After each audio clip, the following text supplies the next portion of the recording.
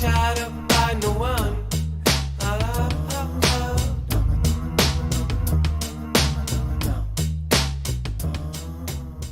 What is going on, guys? It's Adam and Marf. Today we have a packed show, so stick around. We're going to talk about, of course, China, Russia, the flooding, freak flooding in Germany that put everyone off guard. We'll be right back right after this.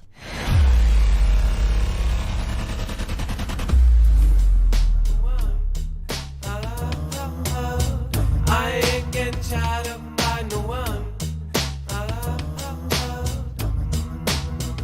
All right, what is going on, guys? It is Adam, a.k.a. Marf, and first off, I just want to let you know that nothing in this show should be considered legal, medical, or financial advice. The views of the callers can differ considerably and do not necessarily reflect the opinions of myself, Dex, or anyone else on the show. You should always do your own research and consult with professionals.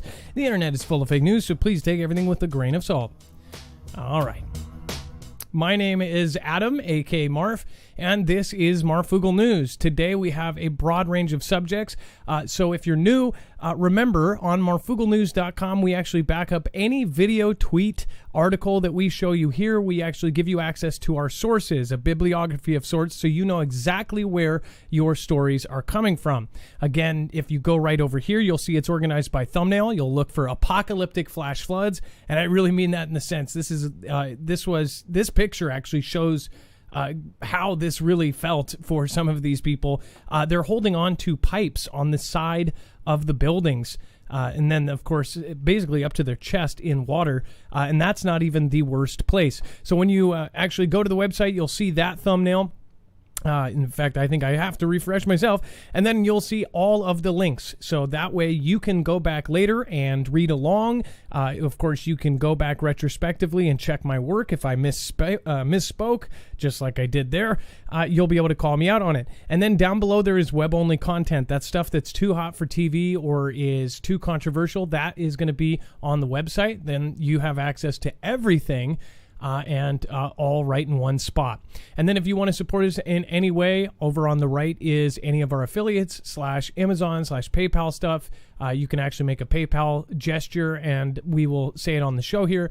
That helps our channel. We are truly independent. We do not have a multi-channel network. We are basically funded by the viewers, so thank you so much. Dex, let's bring in my co-host /internet brother. What is going on, Dex, and how are you doing today? Well, hello, Adam, and hello, Foogle fam. I am doing just fine. So, to get right in, not fun in Germany.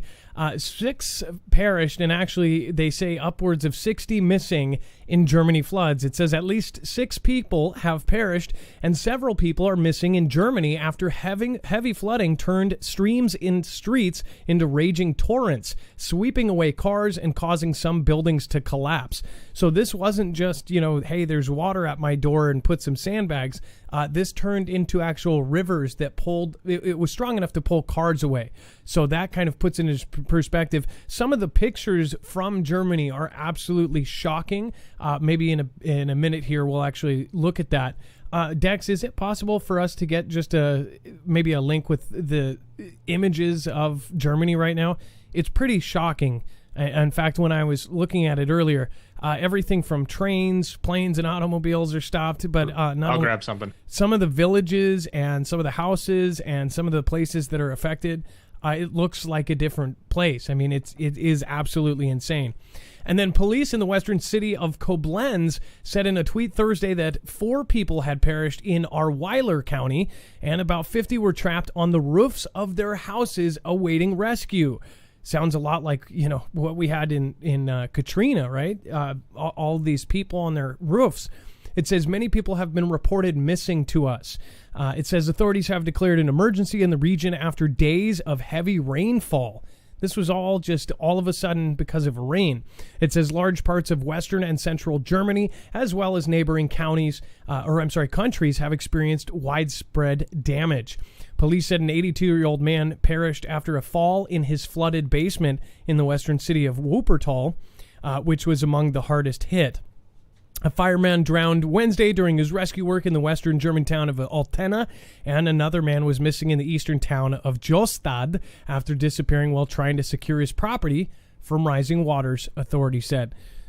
Think about that. He's just trying to go back and save his house and ends up losing himself. This is And I got a couple for you. Okay, thank you. I'll pull up the link right now. Thank you, Dex. I'm more sad, though. Of course, they're going to actually use this, and I'm sure the world is going to use this in ways to kind of push what is going on right now. They say that everything is changing as far as the weather goes and the planet. Again, this is like more kind of apocalyptic, biblical signs that something is happening right now. But that's just my personal opinion. As far as, some people say, this is normal or something like that. I think they're smoking crack, to be honest. This is some of the pictures from here. Last year, we saw snow and hail in Mexico. We saw snow in, of course, L.A., in Las Vegas. I mean, we saw all sorts of things last year that never happened before. Some would like to say that maybe it was done on purpose, but you never know. So let's load some of these pictures here. In fact, I'll take this.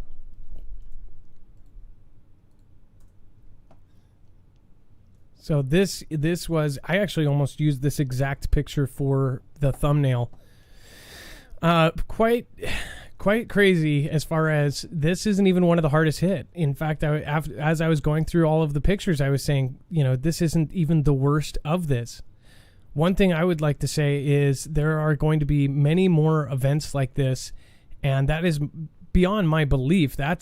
I believe that that's going to be a fact, and soon will be publicly accepted that the planet is going to have all these events. I guess it's up to the viewers kind of debate what is causing it. Again, there's much debate on what is happening, or if it's natural or if it's man-made. Not to get into that argument, but just to say either way, it's going to happen, and it's going to affect all of us, and soon it will affect you, I believe. No matter where you are in the world, I think that there's events like this that will pretty much happen everywhere. If it's not a flood, it will be a freak tornado. It will be a freak earthquake. It will be something that nobody expects. Japan, of course, that was a good example. They did not know up until the 9.0 hit that subduction zone even was possible. In fact, they built all of their buildings. One of the most prepared places in the world for earthquakes, built up all of their buildings up for like an 8.2 earthquake, not knowing that they were sitting right next to a subduction zone capable of a 9.0 and a tsunami. So it's like even the most prepared places in the world get hit in the side of the head, and they just don't know what the hell is going on. This was pretty bad. Let me grab a couple more of these here. And let's see.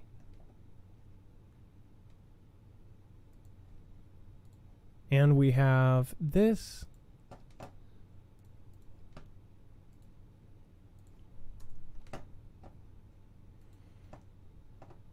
Just to full screen that. This is top view, most likely from a drone, which is just really, really freaky. Let me pop up another one here. Again, there are thousands and thousands of pictures coming out from Germany, and I don't know this area geographically. If you are more familiar with this area, of course, I would love for you to call in. The number is 224400-MARF. Again, that's 2244006273. If you have personal experience, or if you are watching from Germany and this has affected you, please call in.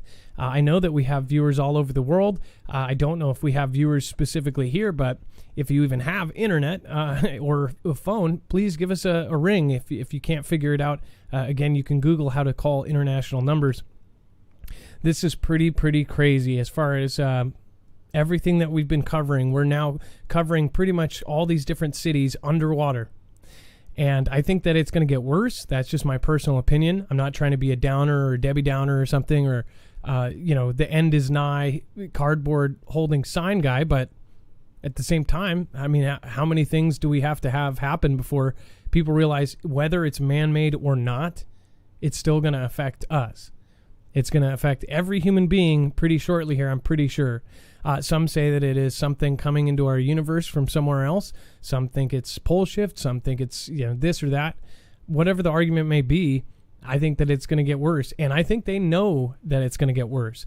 I know that from my personal experience and just from what I've actually been told, I believe something big is coming. And we're still trying to put our thumb on that, what it big is coming. And I think it's worth every single day looking into it. And that's kind of the point of this show. I really want to know the answers to some of the questions that everybody has. What is happening? When is this going to end? I mean, period. So if you have experience with this, or if you used to live here and you know people, or you have family there that are going through this current crisis, give us a call to 2244-00-MARF. Again, that's 2244-00-6273. Relentless rains through the night worsened the flooding conditions in eastern Belgium, where one person was reported drowned and at least another was missing. Some towns saw water levels rise to unprecedented levels and had their centers turned into gushing rivers. Major highways were inundated, and in the south and the east of the nation, the railway service said all traffic was stopped, adding that, quote, alternative transport is highly unlikely. As far as buses and things like that. It says in Eastern Europe, it says on the German border, one man was reported perished after he was swept away by a torrent, a local governor told RTBF Network. So that was, of course, the governor saying that somebody got swept away. I am praying for all of these people there. Again, this is a really, a really all of a sudden thing. Even as far as yesterday, somebody said that they had family there that didn't know this was coming, and then all of a sudden, by the middle of the night, it was just insane. And then today and everything else, it's getting worse and worse. So I hope that everyone comes out of this. I hope the 60 missing are all found. I hope that the worst they have is a scratch. But we probably will find out that that's not the case. Dex, thank you again for popping those pictures in there. And then we have U.S. military once trained Colombians implicated in the assassination plot, Pentagon says. It's like they're going to pop out a story a day about all of these different implications and different people that are involved in this. I think this whole thing is a theater, but that's just my opinion. What's yours? Tell me in the comments down below. It says here that some of the former Colombian servicemen arrested in last week's of Haiti's president previously received U.S. military training. What are the odds of that? It says that, according to the Pentagon, raising fresh questions about the United States' ties to Moises' death. It says, quote, a review of our training databases indicates that a small number of the Colombian individuals detained as part of this investigation had participated in U.S. military training and education programs. Oh, really? Really? No one could have figured this one out? Oddly enough, this president and 4 others that denied a certain thing in their country, they're all gone.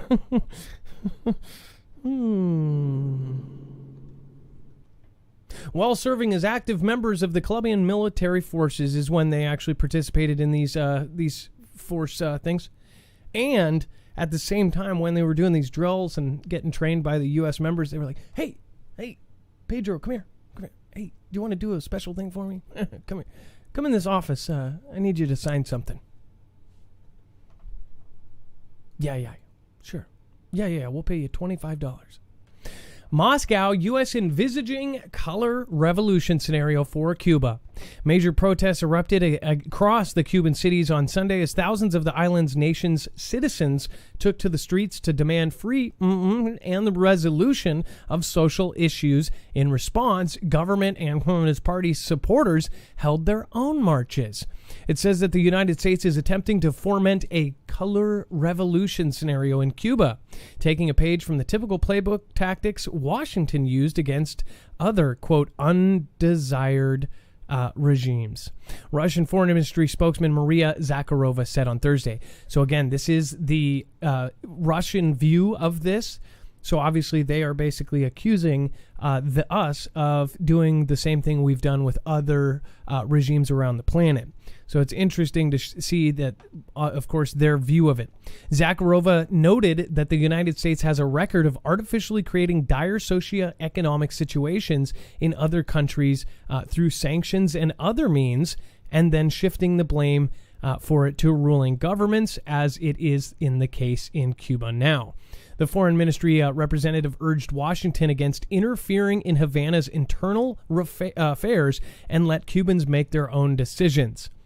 Well, again, it's kind of hard to agree with something from Sputnik, but at the same time, do some of you actually agree with that maybe we should not get involved in every single country's problems?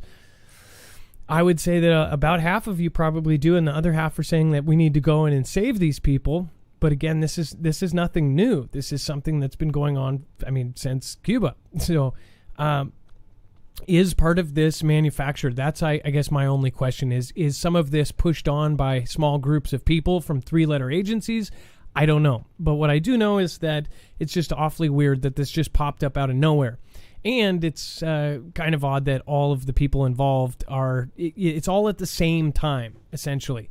All these weird little things are happening at the same time, or within the past 4 months. All of this change is happening, and of course, there's always one denominator, and it's usually us, or U.S.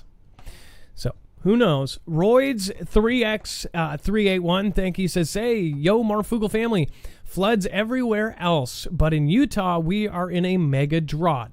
It's all weather modification." Yep, Roids, you are completely on something there. Again, not drugs. Good point. Not me. Christ alone can save. We appreciate y'all for the useful news. Well, thank you, Not Me, and I appreciate you. Kate Paul, good evening, everyone, from Canada. And then Jasnik, thank you for subscribing. Stephen McMahon, I appreciate for you being the last one out last time. Again, I think that it very well could be something, playing the harp. And then we have Russia warns UK and NATO that next Black Sea spat will be met with most severe response yet. It says a top Russian official has issued a warning to the UK and its NATO allies, saying any repeat of an action like that undertaken by the British Navy warship and sailed close to Crimea last month would be met with a most severe response. So Dex, now I know that you're most likely trying to get our callers on. Again, the number is 224-400-MARF. But if you want to pop in at any time, I know that we were talking about this. This is, of course, we've heard all of the other threats, but this sounds like it's a little bit different because obviously now they've actually backed up one of them.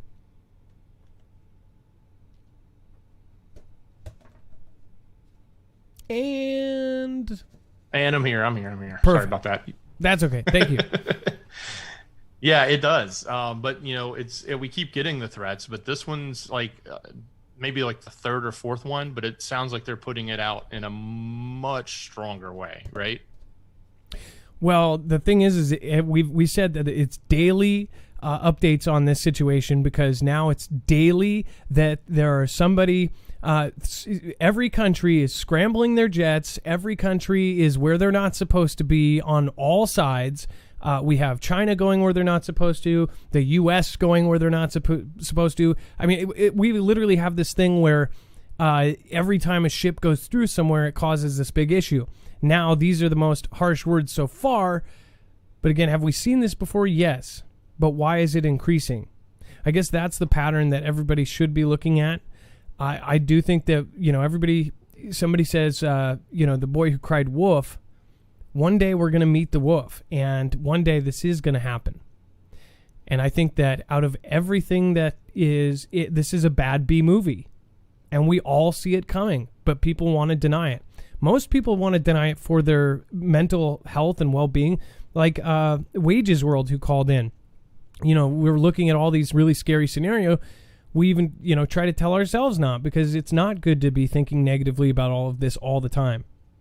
But at the same time, we can clearly see everything around us is changing, and it's changing very fast. So if you don't think that a third world conflict will happen, then it's kind of like you're in denial of what human nature is capable of. Unless, I've said this a million times, unless we completely evolve into a type 1 civilization and start talking with our brains, to each other, then I don't think that there's any chance of avoiding a third world conflict. That's my opinion anyways. Let me know yours in the comments down below. End Time says, much love, Adam and Dex. We need hugs and prayers for everyone. Let's have coffee soon. I would love to, End Times, and I'm sorry I missed you last time you came up. That was really, looked like a fun trip with Cha Twisty. And then Brendan Henschel, thank you, says, Marfoogle fam.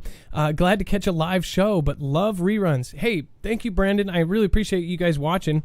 You guys are really, really great. Both of you guys, both you and your wife, if you guys are ever live, I like to host people like you because I know that, it's not... I know what I'm hosting. I know that I'm hosting, content.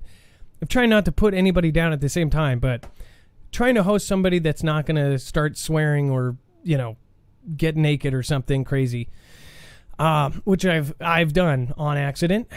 It's hard to host people over on DLive because you just don't know what's going to happen next. Or they could host your people to somebody else and you don't know what they're going to do. Mrs. H, One Aunt B, thank you so much. Kimby 15, Pam Beth, Carolina Roots, Karen from Columbus, what's going on? We've got Miss Me V2, Layla Ray, and of course the truth is out there is over there. Kitty Mouse, hey, nice to see you again. Lady D Music, and of course Maui Racing Realtor. Thanks for making it pretty much every night, Maui. I really appreciate that. It says the comments by Mikhail Popov, Deputy Secretary of Russia's Secretary Council, show that the anger still felt by Moscow after the Black Sea spat prompted by the HMS Defender for sailing past the peninsula Russia annexed. So they've actually taken that part over. So now they are claiming that no one should be, going by their sea without permission. Everybody else still looks at it as international waters. The HMS went through, which we showed you the video. In fact, if you actually type in HMS Defender into marfooglenews.com search bar, you will actually find that you will be brought to that show. We have a really good archival system. Just a reminder, you can actually even say, if I say, coffee, monsoon, criminal, then if you actually type that in, it will show you the exact show. In fact, it will pull up this show in the future because I said coffee, monsoon, criminal. That's how cool our search system is, which, again, Dex did a great job on. And then before we get to U.S. Senate passes bill to ban all products from China's Xinjiang, let's get to our first caller. And then, of course, before that, while you get them on, it looks like we have, look at this, Jessica, a.k.a. Geographically Free. Before we get Jessica on, I just want to remind you guys that EMP is still doing their sale. I don't know when they're going to end this one. We are still waiting to hear back. But right now, it's an additional $20 off on top of the actual $50 off that we are grandfathered in as their second affiliate. Again, not everybody can offer you that. We actually always give you a $50 off coupon when you go get one. They are actually offering you additional $20 to $50 depending on how many devices you get off on top of our sale. So that's marfooglenews.com/EMP for a actual device that can protect you against EMPs, multiple, all three phases, E1, E2, and E3, and CMEs and solar flares. You can hook different devices up to your generator, your house, your motorcycle, your ham radio, pretty much anything that they make a device for it. Again, it's 100% American made and a veteran-owned business, and you are supporting the show. A commission goes to us every time you purchase, and you get a giant discount. I see it as a win-win every time. All right, thank you. And then let's get Jessica on. Jessica. 1 second, Adam. We're having technical difficulties with Jessica. Okay, no worries. And then, meanwhile, Stephen McMahon, thank you again. I appreciate you.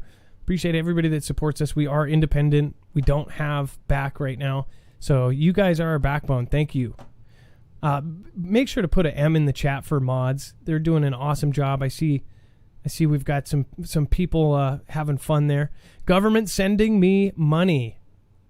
Best used by sending to you. Bo Gillespie says, let's see here. 2-year watcher, love the Foogle fam. Well, I hope that it's to good use. Susan Donahue says, Adam Dex Mod Squad with many thanks and much love. Susan Donahue, thank you so much. I appreciate you more than you know. Thank you. Again, you don't have to do that, and I just appreciate every time you come in. Christy J, Marf, say acetaminophen one more time. I'm not saying it ever again. Christy J. Jessica, Adam, I got Jessica on the line. Just so you are live on Marfoogle News. Hi, Marv. Hi, Dax. Hi, Foogle fam. So how are you doing, Jessica, and what are you calling about today? Well, I was totally thinking of you all yesterday when I was in a meeting. So there was a meeting I was having about supply chain issues. I have a retail business, and the meeting was being led by the warehouse manager who happens to be a member of the National Freight Transportation Association Council. And so he was passing along information from this council. And some of it really is pertaining to my business, but there was some information that I thought would be helpful to Foogle fam. Just to kind of give everybody an idea of where we're going to be in the next year. I know that we all know that there are supply chain issues, but it was interesting to hear him talk about specific little fun facts that I wanted to share with you guys.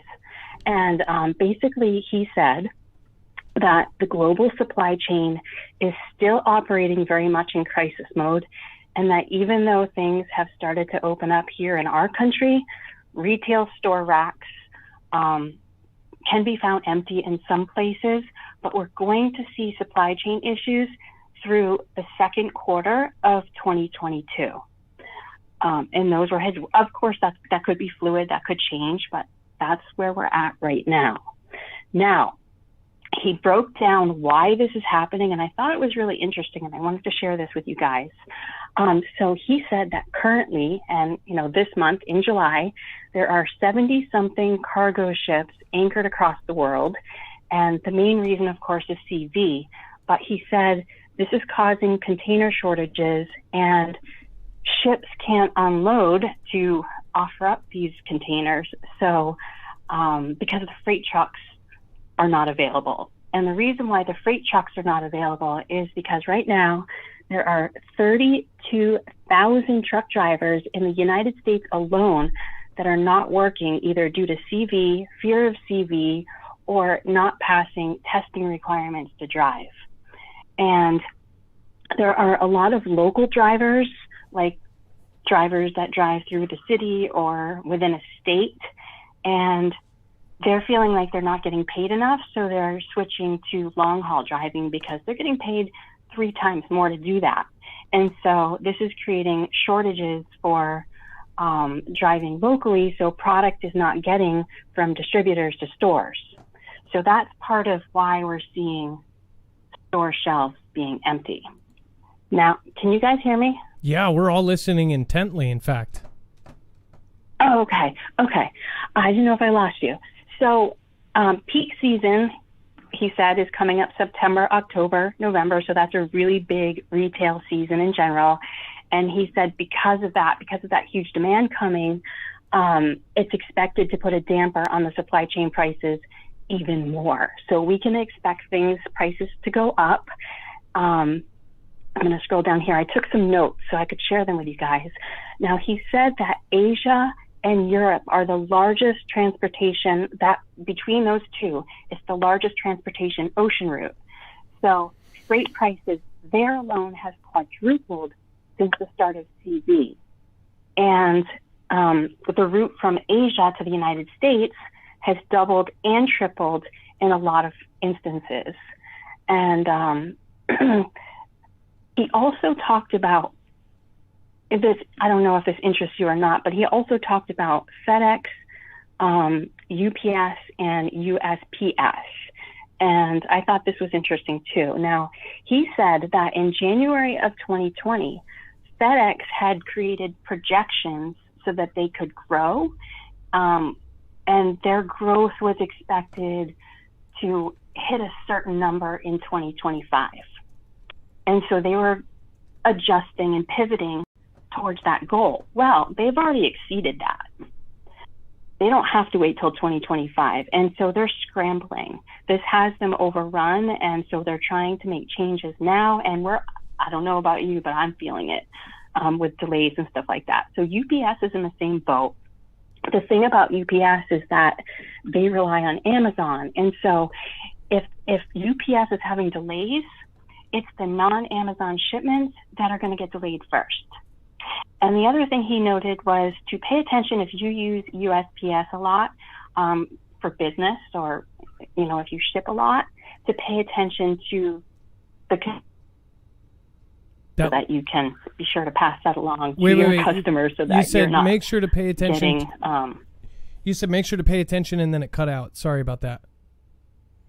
Oh, make sure to pay attention to the rising USPS prices, the continual increase in prices. So if you're somebody that does a lot of shipping, you want to make sure that you're passing on those price increases to your customers. So if you do eBay a lot, or if you have a business or something like that. So I just thought this was all fascinating, and it could affect any of you in different ways, but just another reason to just be aware and be prepared and get your ducks in a row.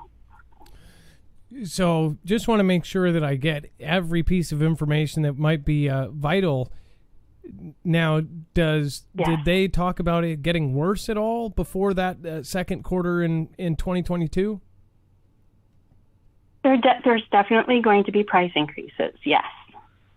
Okay. A lot of it hasn't hit us yet. I'm talking about supplies, not necessarily shipping, but supplies in general. And I can't specify whether it's going to be food or clothes or whatnot. But in general, with the supply chain, there will be price increases, there will be delays, there will be shortages based on, the trickle-down effect that I explained with, the truck driver shortage and the delays in the port, not having, people to unload the trucks or to unload the shipping containers, and not having shipping containers to ship things with, because those shipping containers are on a boat in the middle of the ocean. Now, by the way, some Roids SX381 says, I work at a meatpacking plant, JBS, the one that got hacked. We are waiting on drivers to bring/pick up trailers full of beef. Says, listen to this caller. Wow. That's what they just said. One other thing, what do you think when you hear stories or when you see on social media like TikToks, or, it's been floating around to every platform where they say, my boss says that we're just cutting off everything, that, we're not going to ship anything out just to let it sit. Have you seen any of these? They're clips that basically say, let the stuff sit. Is that, what do you think if you heard that or saw that? I've only heard it in the chat, in this chat. I don't have TikTok, and I haven't seen anything on social media about that. So I don't know, and I don't know why they would just let something sit. Their accusation is that some of it would be done on purpose. I don't know why. I've seen a couple videos. One video was a guy in a warehouse, and he's like, look at this. I talked to one of our main customers, and the customer said basically, just let it sit. We'll pay for it to sit there. And that's one of the videos that has gone viral on TikTok and others. And, obviously the guy is in a real place. He's, but that again could be faked, or it could be the guy just trying to get a rise out of people. I don't know. Whatever is going on, nothing it's going to hurt us. surprises me. Nothing surprises me either. I see that comment almost every day. Like, this doesn't surprise me. And then I did see something on social media about, I think it was a farmer, and I think we all heard this within the last year, but, just being told to destroy their crops, and they would get so much money for doing that, or if they didn't destroy their crops, then they wouldn't get as much money. So there's that whole piece too. So I don't know what's going on, but well, I do. Well, we do. Yeah. Exactly. Well, thank you so much for calling in, and thank you for the information. Again, that was from the National Transportation something. What was the acronym? So the person that led our meeting happens to be a member of the National Freight Transportation Association Council. Well, so I am not a member of the council, but he just happened to mention that he is, and that is where he was sourcing his information from. Well, I'm glad that you passed it on. I think that's really good information for all of us to know. Basically, that we haven't even seen the worst of it yet. That it's going to trickle down, and we're going to see shortages on whatever it may be. It's probably not going to help us. That's for damn sure. So, well, thank you so much for calling in, Jessica. Don't be a stranger, okay? Yes. It's your first time call. All right. Don't make it your last. Have a good night. And by the way, I just looked again, and I realized you're geographically free. I say your name all the time in shoutros and things like that. So I'm just happy to meet you. And Jessica, thank you so much for calling in. All right. We looks like it cut a little bit earlier. Perfect. Thank you. Supply chain update from a meeting. Thank you. We have Joey online. We will probably get to him in just a second. He says Black Hawk flyovers and strange flight patterns. That's creepy. We'll get to that here in just a second. But yeah, just to show you, there was basically many videos saying that these people were accusing customers or the big middlemen of saying, hey, just let it sit, and doing it on purpose. I don't know why anybody would do that, but you never know. And then we have, of course, U.S. Senate passes bill to ban all products from China's Xinjiang. Dex, I'm actually wondering. I'm wondering if this is personally affecting me. We ordered something for our daughter, and it just didn't come, and it still hasn't come. And they said, "Oh, well, it's something this and that," and they've made excuses with Amazon for like 2 months. I wonder if it's because of something like this. That's quite possible, right? It's coming from Xinjiang. and or the whole port delay too could be another reason. If they sent it via the slow boat, what used to be a month is now indefinite because things are stacked up for months in the water, many months. So I'll just read part of this, but this sounds like a big deal. It says the U.S. Senate passed legislation on Wednesday to ban the import of products from China's Xinjiang region. The latest effort in Washington to punish Beijing for what U.S. officials say is an ongoing genocide against Uyghurs and other Muslim groups. It says the Uyghur Forced Labor Prevention Act would create a rebuttable presumption assuming goods manufactured in Xinjiang are made with forced labor and therefore banned under the 1930 Tariff Act unless otherwise certified by U.S. authorities. Okay, so this is huge. So, first of all, I don't believe many people understand that this is something that China does. It actually puts people and forces them to work. It's not like paying them peanuts. It's feeding them the minimum for them to be able to be alive. And their punishment, part of jailing too, is to actually work and manufacture things that us as Americans or Europeans or Australians, that we actually just consume and eat and use. That's incredible. That's why I have no, qualms with talking smack about China. I know that this stuff goes on, and I have friends that used to live right next to some of these factories, and they would bring people in shackles. I mean, that's nuts. It says, passed by unanimous consent, the bipartisan measure would shift the burden of proof to the importers. I know exactly who this is going to affect. A lot of different markets, but especially there are. In fact, I know that this is going to affect friends of mine. Some of my friends own collectible shops that get imported stuff from China that is KO stuff, and I'm sure they're going to be blasted because a lot of the stuff that you get that's cheaper, backpacks and things like this, a lot of these things are made in this specific region. Well, no wonder why. They can force people to do it for free. It says the bill must also pass the House of Representatives before it can be sent to the White House for President Xi to sign it into law. It is not immediately clear when that might take place. So if this goes through, it's going to affect some heavy hitters, and this would definitely be fighting words with China. I know that they make a just hand over fist money in China with illegal and underground businesses like this. So that would be a big deal. What I think, though, I think that they would just move it out of that region, and I believe that they would move all their factories and then move the forced labor or whatever they're doing out. What do you think, Dex? Do you think they would just move down the street?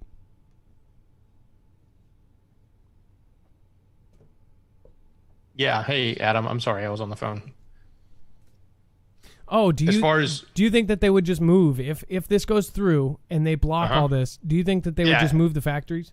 They don't even need to move the factories. They would just ship them through another province, right? I mean, why wouldn't they just say, okay, well, it may be made here, but nobody needs to know that. We'll just ship it over there, or say it shipped from over there. I mean, they can control whatever information they want to control, right? So it's almost ceremonial, ceremonious. It's not necessarily. I'd be hard pressed to think that it would actually work, right? I guess it might cost them extra money to ship it around, but yeah, you're right. They could just ship it is. the I mean, it's products. like if they said, "Oh, well, no, we're not going to take peaches from Georgia." Okay, well, we'll ship them from Alabama. We just put them on a truck and run them across the border there, and then ship them out, right? Good point. Well, who knows? There's all these tit for tats. This is what I would call an actual tit for tat, like where they'll do something, then they'll come back with a tariff or something on United States or on an export that they give us. It's crazy how much business we go back and forth with, and we're supposedly not allies. It says China says U.S. trespassing in its airspace after documents sent to Taiwan. It says that China warned of serious consequences for trespassing in its airspace on Thursday, hours after the U.S. Air Force delivered diplomatic mail to the de facto U.S. Embassy in Taipei. It says a C-114-6A Wolfhound, typically used by Air Force Special Operations Command, left Okinawa's Kadena Air Base in Japan before landing at Songshan Airport in Taiwan's capital at 9:32 a.m. local time. Publicly available flight tracking data showed. It said that Wu Qian, a spokesman for China's defense ministry, said in an online statement that Beijing expressed its serious concern over the stopover, which lasted just more than half an hour. It says, quote, Taiwan is a part of China's sacred and inalienable territory, Wu said. Any foreign military aircraft that lands on Chinese territory must obtain permission from the government of the People's Republic of China. Any foreign ships or planes trespassing into China's airspace will trigger serious consequences. It doesn't sound like Taiwan is even a free country anymore, or free of China. It's like... It's like somebody who doesn't date. It's like, a guy points over to a woman he doesn't even know and goes, nah, you ain't touching her. She's mine. That's my girl. What are you doing? Did you just try to give her your number? That's my girlfriend. Uh-huh. That's my girlfriend. Or it will be. It's my future girlfriend. Yeah, well, whatever. That's my girlfriend. That's my girlfriend. Superstar.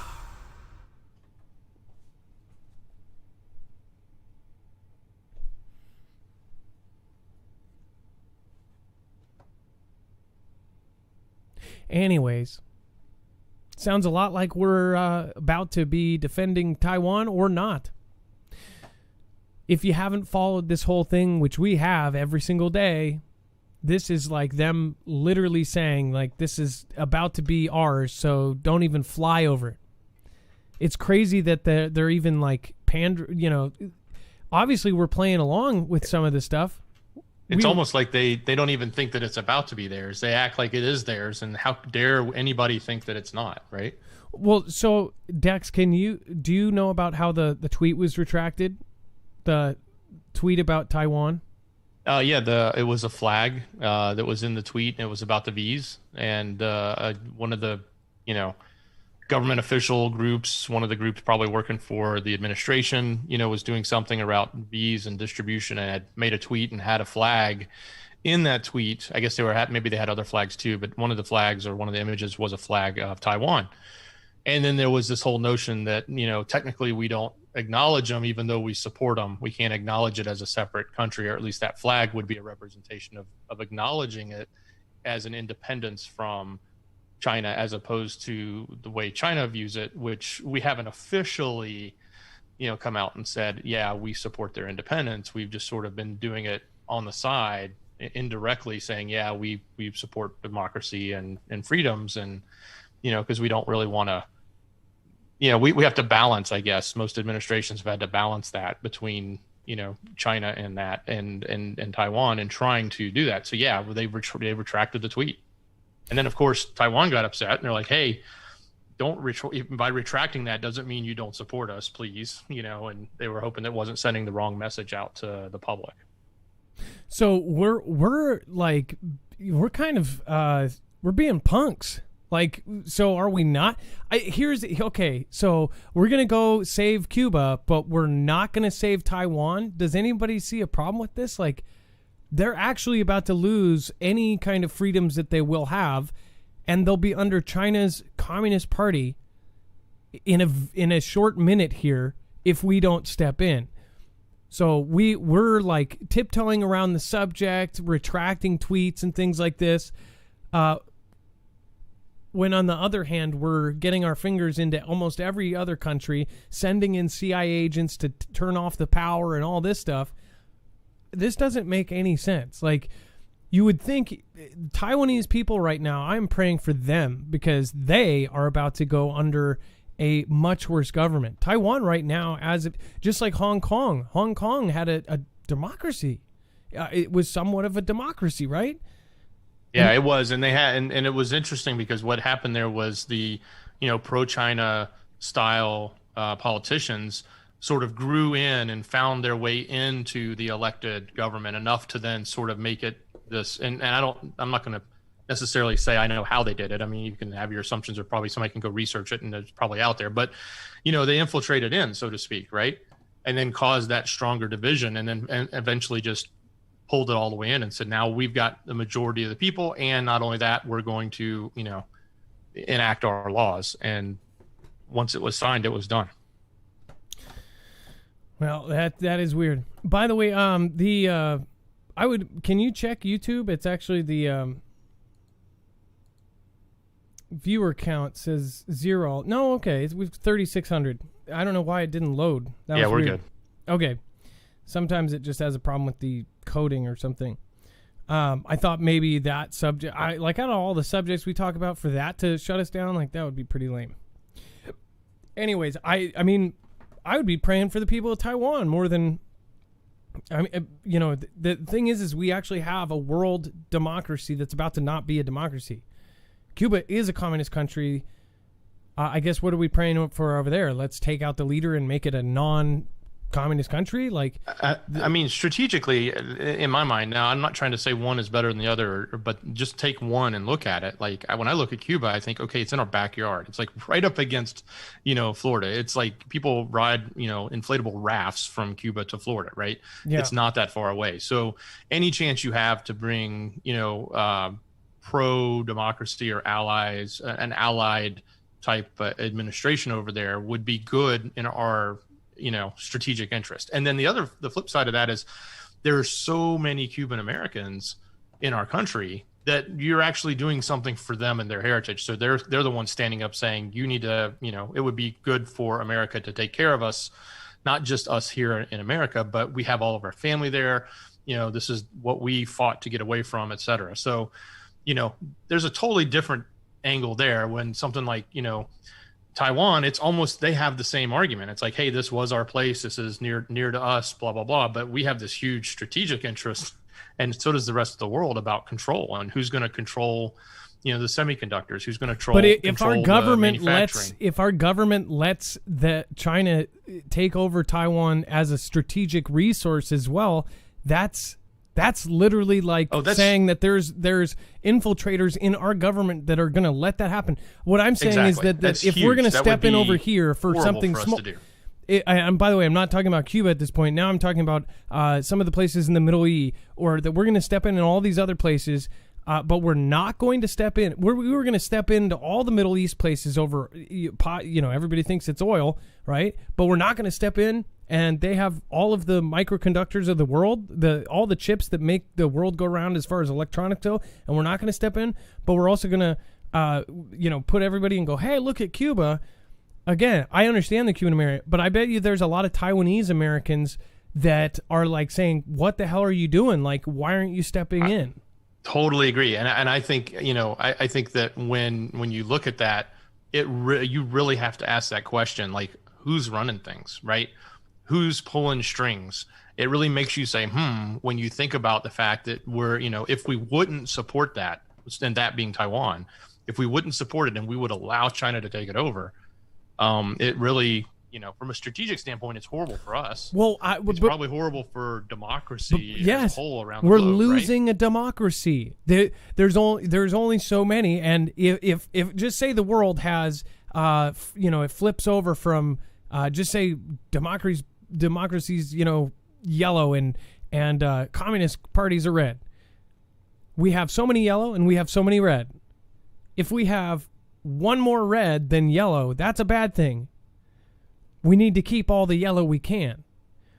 But when you're talking about a red, they're not doing, it's still going to be a red, even if we step in or do whatever, unless we step in and turn that into a yellow democracy. We can't lose any more democracies. That would be where the planet is going towards the evil side that, we headed towards in WW2.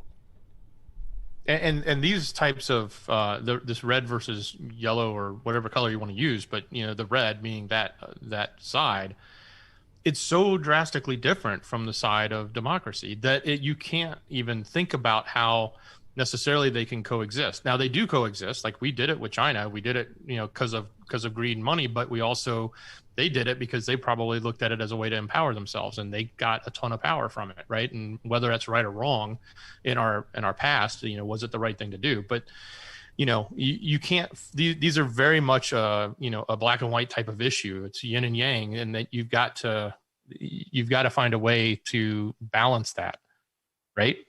Yep. Dex, while I still have you here, how Army scientists are developing the next tank that's not a tank. This thing is... check that picture out, right? This is cool. I'd love to be walking through the neighborhood with that at my side. That's the ultimate man's best friend, right there. It doesn't... By the way, it looks like a tank, but... oh, wait, that's why they said it. It looks like a tank, but it's not a tank. Are those wheels or those treads? You can't really tell from the front view. No, they look like treads, I think. I don't know. I think they look like tires because there's no brake in them. I don't know, though. Either way, it says, through the current main battle tank, the M1 Abrams is expected to hum along in the center of the armored formation for decades to come. Some kind of replacement is on its way. But rather than swapping a tank for a tank, most experts in the field are looking to a family of vehicle option that will take tank-like capabilities and spread them across crewed and crewless platforms for better survivability. It says if you think of a tank, you're thinking in the wrong direction. Think of what a tank provides. The Army Research Lab's Director of Weapons and Material Research told Army Times, we can't just think of terms of, I'm just going to put a chunk of armor out there. The Army is doing more than just simply upgrading existing vehicles and fueling the next steps in the ground fighting over the coming decade. Scientists at ARL, such as Zablinski and Dr. Scott Schoenfeld, senior scientist, are envisioning how to do the work of armor without armor. It says the key is that distributing the functions of a tank for sensing and firepower to protection. Some of that does still involve heavy metal moving around the battlefield, sometimes with a crew, sometimes without. But protection can also mean not being seen, or even being seen as something else. That's where electronic warfare, masking, and hiding in plain sight of sensors can play a role. It says armament can be totally different than what we are historically constrained with. So, like I've said a million times, our next conflict is going to be bonkers. They have what we used to play with in not Call of Duty, Command and Conquer, where you had like the fog of war. You know, you could create a machine if you had the right upgrades that would hide you on radar and things like this. Now they are coming up with the craziest stuff. We're talking about actual camouflage, pieces of clear plastic that can make you blend in with the surroundings. Now, if you walked right up to it, you could go, there's something wrong there. But if you're looking through a sniper scope and you see just green, it's not going to look any different from anything else. This and the materials and the drones that they're creating are not going to stop. And here's my prediction. Within the next 5 years, we're going to have some of these replace police officers. And we're also going to have these roaming machines roaming around the US of A and other countries, Europe and Australia. And you think 5 years is not, I'm talking like 2 years. We're going to have robots and machines like this that were first made for the military, then they're going to go into civilian use. So we're going to see these robocops on our street. You may think that sounds crazy, but almost everything that the military ends up making eventually comes over to the civilian side. And they'll use it for law enforcement and control. So just remember that when you see new things that they're developing for the battlefield, that will soon get some smart guy will take that and go, hey, wait, we could turn that into something for parking lots. I mean, look at the lot cop and things like that now everybody was freaked out about a couple years ago, including myself. I go, why is there a tower in the parking lots? Have you ever seen this? If you haven't, you will soon. They're towers that it looks like there's enough room for one person to stand, and it literally looks like a military tower with just a single little tiny tower on top where a person stands there and watches the parking lot. And now there's lot cops, which are in Walmarts all over the world, and now Fred Meyers and Targets and all that. It's cameras that not only look, but they look for patterns, and now they're adding AI. So if somebody's trying doors, or if a person, it's trained. I didn't know this. The lot cops are going to be, so if somebody goes from door to door to door, so they try 3 cars, it goes, well, that person, the odds are it doesn't own 3 cars. So that person is a car thief. It's checking doorknobs. But it will even go a step further, and it will do their temperature. It will do everything else. They're going to have thermals in Walmart parking lots.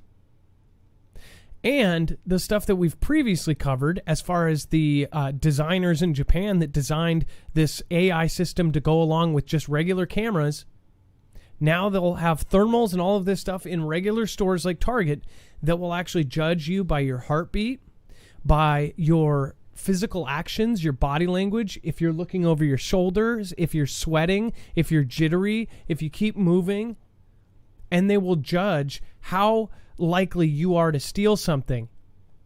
And they've actually tested this to the point where they believe that there are like 94% of the cases where somebody was going to steal, they tested in a real environment.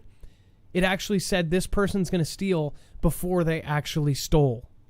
Not knowing the person, no previous background on that person, they all did the same things. They got jittery, they scared, they looked behind their back, they checked themselves. All these things are going to be put in play. So when you remember this, just remember this stuff is going to come to a street near you. Instead of a police officer that will be in a school parking lot or check your neighborhood, you're going to have these AI robots that actually monitor everything. And it's all going to be for your safety and for your convenience. Just remember that. Maui Racing Realtor, that Chowky Gal, life is better on stilts. Thank you so much for being here. Mystic Truth Ninja says, love the show, Marf. Keep it up. Hey, thank you, Mystic. I really do appreciate your support. Thank you for supporting Independent. Life is better on stilts. Be kind to one another. Virtual Anna says, much love, everyone. We've got coffee with Foogles. Sounds great. I love it. Lisa K, I really do appreciate your support. Thank you for popping in. One on B, Out of the Woods. Thank you for the lemon. Bear Claws, thank you for 6 lemons. Kimby 15 and Pam Beth. Everybody that pops in. Susan Loves Huskies and Jacktronics. Jaybird 42. Maelstrom. Everybody is up in the house over on D-Live. And just want to say a special thank you, says Darren Dillinger. Julia G. Monreal says, thanks for all you do. Please join Yo Respot. Yo Respot. I don't know what that is. Yo Respot. I thought you were trying to get me to say something dumb, like read it out and like, ICUPCHIT. Let's see here. Jonathan Moore, Seventh Veil, thank you so much, says, you are the first channel I have ever donated to. Well, thank you, Seventh Veil. That's really huge. The only show I've ever donated to. Thanks, Seventh Veil. I appreciate that. Dear Earth Observer, and of course Joyce Martin just joined us. Welcome to the Foogle fam. Thanks for subscribing. Alicia Risen, 14 minutes ago, just subscribed. Let's see here. Roids, the number is 224400 Marf. And Julia G. Monreal again. Thank you. Silly Gurgle says, only show I've donated to also. Been subscribed for over a year, listening regularly for a few months. Love these guys and the Foogle fam. I actually know you've only been with me for a few months. That's what's crazy. I get to know all of the screen names and who you are. Like, I know Geographically Free. If I saw that name, I would have, like, I kind of know her before I knew her. You know, that was her first call. But it's like I've seen what she talks about for a year now, 2 years. I don't know. Stephen McMahon, well, that sucks. I'm late again. God bless in this house. There is no John Durham, and I am not a cat. Thank you, Stephen. Thank you. Thank you, Stephen. All right, going on back to the news. We have the person who paid $28 million to go to space with Jeff Bezos. Can't make it. We'll talk about that in just a second. Let's get Joey on the phone. Joey is actually calling in about Black Hawk flyovers and strange flight patterns. And we've actually got a link here that goes with it. I don't know if this is a video. Dex, let's get Joey on. You are live on Marfoogle News. Hey, how are you doing? Hey, Joey. So what are we showing here? A couple days ago, you showed that Black Hawk going over. So 2 days before that, they started flying over my house and pretty low, and I wasn't out quick enough to go get video. And then the next day, I caught it. I ran outside real quick. But the first day they were going over, I ran outside. The one was chasing something with no blinking light. It just came hauling over my house, and then like maybe 5-10 seconds later, a second one flew over, and then they just kept on doing this. So the next night, the night you showed yours, I believe, or no, you showed yours the next night. And then, so the night before you showed yours, I caught this. Now, I just want to get outside fast. I want to remind everybody that's watching, so if you didn't see the last couple shows or the last video over on Marfoogle News, Dex, actually, could I get maybe a timestamp link to the Marfoogle News video? So what happened is I was downtown Seattle shooting a film, and essentially all of a sudden we hear a helicopter. I'm thinking, oh, this, maybe it's a rescue helicopter. It ends up being an all-black helicopter. It was a Black Hawk, and this Black Hawk flew in between the buildings so low. The flight radar said it was at 425 feet, at one point 385 feet. That does not take into course, and I think that's at sea level. It was on a big hill. If you know Seattle, it's a big hill. It was coming at a point where it was at the very top of the hill of like Yesler, and there's apartment buildings that are 20 stories up. So it's flying below the actual rooftops of apartment buildings through a tiny thing. And they, of course, do this because they have to drill to actually fly low and through buildings for emergency situations. So they were practicing it. They did it 4 times. So many times that I was able to place where it was and go exactly where it was. And then I actually moved. I wish I would have got the last time. But either way, so he's saying, but what state are you in, by the way? I'm in Jacksonville, Florida. I'm probably like 8 miles from Mayport Naval Base. So again, I said this is. I believe that this is going on in multiple states. Now we've heard Alabama, we've heard Ohio, and now Florida. So let's watch this video, and then I'll go back to your story here. And it was really low.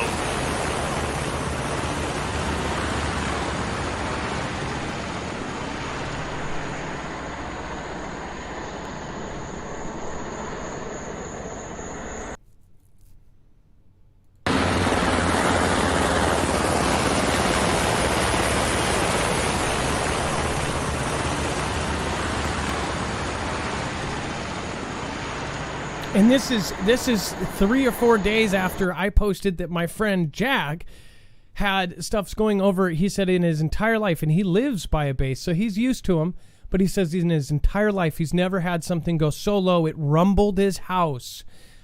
This was just a couple days before. If you look at the flight path of what mine was doing, it was going all over. So you actually went a step further to your video. You actually have some pictures of the flight path of this thing. So what does it look like it was doing? No, these are I every time something flies over, I go on the app and look, and there's never anything in the area, never. But these are some other ones. I was watching your show last night, and I was going through and just looking at all these Air Force planes and Navy planes, and what in the heck is this? Just amazing. Yeah, man. What are they doing? Do you remember spirographs back in the day? Yeah. Yeah. Why would they do a pattern like look this? Like a spirograph? It does. Why would they do this, though? What kind of practice would this be? Would this be a very specific, like, turning thing? Would this be turning a large plane in a short amount of space, or... I don't know. That is a weird flight pattern. So it goes up. Is it possible they're doing something to, like, some sort of radar penetration of the ground or something crazy that we've never thought of? What do you mean, Dex? Like, yeah, just like they've got to go over the, some sort of site, and they're trying to map it, or they're trying to, pick something up, and they have to just cover so much of that area in a tight radius. Like, were they looking for something? That's a good point. Yeah, like something, I don't know, maybe trying to pick up something biological, radioactive, or something in the ground, or just, I don't know. That is the craziest picture I've ever seen for a pattern. Yeah, no, I mean, what in the hell is that? And then that other one over in Asia, could that be the one that they were just talking about? That you were just talking about? Which the one that dropped off to Taipei? Which one is the one in Asia? Is it this one? The end one. Okay. Yeah. So, explain what I'm looking at. The 2 other videos are just screen grabs I was going through. This is why I was watching your show last night. Because I always look over there, you know what I mean? If there's anything flying over there, because, it's pretty weird that there shouldn't be, but we are, and I seen that yesterday. So what am I looking at? Where you have to explain this to me, because I don't look at flight radar as much as you. What are we looking at? Is there at the bottom of the picture there? Oh, okay. United States Air Force. And then why doesn't it show me that? So what is it? And this was last night as I was watching your show.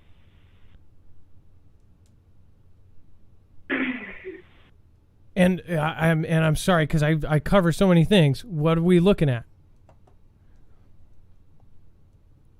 Oh, just the Air Force going over in between the Philippines and Taipei. Oh, okay. So this is what they were mad about, and yeah. So I'm not sure. I'm not sure, but I caught that last night. This would be the right area. Just going. Yeah. Oh, what a trip! I don't know if this is the right plane. Maybe there's additional ones. Maybe that's why they're so mad. And then here's another Choctaw Beach, Miramar Beach. Which one is this? And then that's the crazy one. Wow. Where the hell is this? Is this in? That's by, I think it says Destin, Portland. I think that's near the Gulf of Mexico.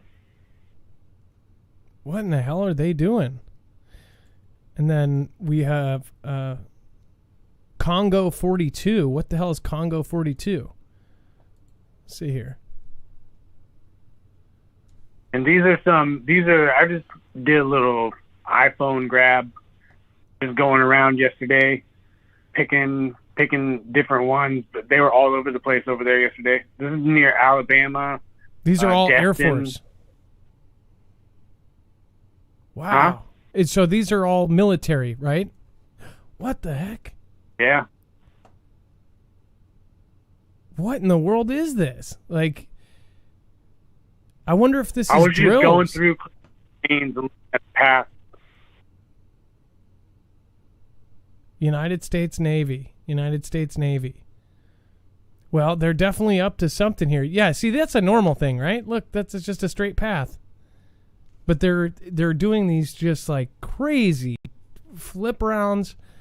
Crazy. I mean, what would be that's a lot of money. All of these planes cost a lot of money to fly, and for you to be flying in circles and doing, spinny circles, it's got to be for some sort of purpose. Using the shortage of fuel. Wow. Well, incredible. Thank you so much for catching that. And if you are at home and you see the same thing, if you're seeing something just super unusual and weird, I believe, we should know. We should know what's going to happen. There is a part, though. You got to make sure you're not giving anything up. But if it's something that's done in public and right in the middle of the U.S. of A., if it's above or, if somebody's flying down 2 apartment complexes in downtown Seattle, that we should know about. Like, there was no articles, no nothing. How do you do that? How do you fly a Black Hawk through downtown Seattle and nobody covers it? That tells me that something is going on and that they're preparing for something that we, of course, are not going to find out about until last minute. I think we should all be able to have the ability to prepare. That doesn't mean you have to tell us confidential stuff. That just means, hey, get your stuff ready. Technically, they have. They've said, everybody get 6 months to a year of food just in case all the lights go out. So, well, Joey, thank you so much for calling in. I appreciate your call, and don't be a stranger, okay? All right, man. You have a good night. All right, Joey, have a good night. First-time caller, don't be last-time caller, okay? Florida. And then let's get Lisa Marie on while we can, because I think this is kind of pulls into the same thing. Russian cryptology for Army, EMPs and VPNs, subs, and military. Let's get Lisa Marie on. Another first-time caller. We're getting some really good callers the last 2 shows. Lisa Marie, what is going on? And you are live on Marfoogle News, calling from Utah.